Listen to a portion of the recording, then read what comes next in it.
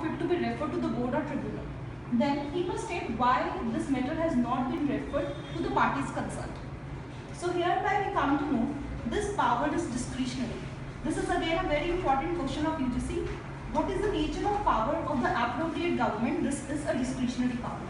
So ending with the first portion, that is conciliation officer. Now we come to the other part, that is the board of conciliation. This board of conciliation, like conciliation officer, is constituted by notification in official gazette.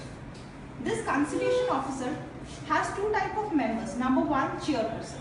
This chairperson is a person who is unconnected with the dispute. Thereby, impartiality is ensured in this case. Number two, 2 or 4 members which are appointed by the appropriate government. They should be equal in number to represent both the parties to the dispute. The various powers conferred by the Board of Conciliation in this case: number one, it can examine any person on oath. Number two, it can issue commissions for the examination of witnesses. Number three, it can enforce the attendance of witness. Number four, compel production of documents and material objects. So we see it is a very powerful organization which is effectively helping to come to reach to a conclusion.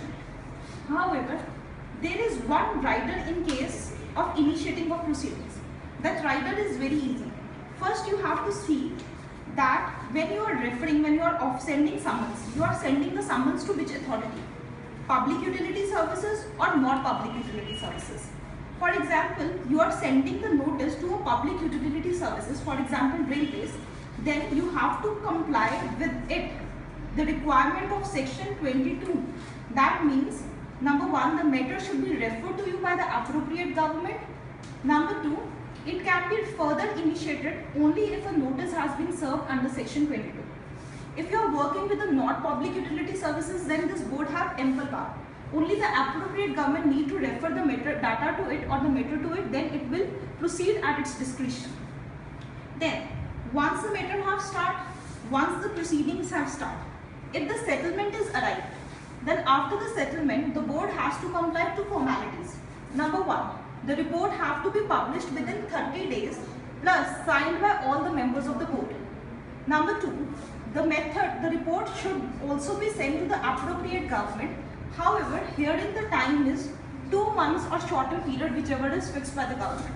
This is again a UGC's very important question. What is the time within which the Board of Conciliation should send the report to the appropriate government? Herein you have to remember the time period is 2 months. Now, coming on to other part. If in case there is no settlement, means there is a failure report. Here also in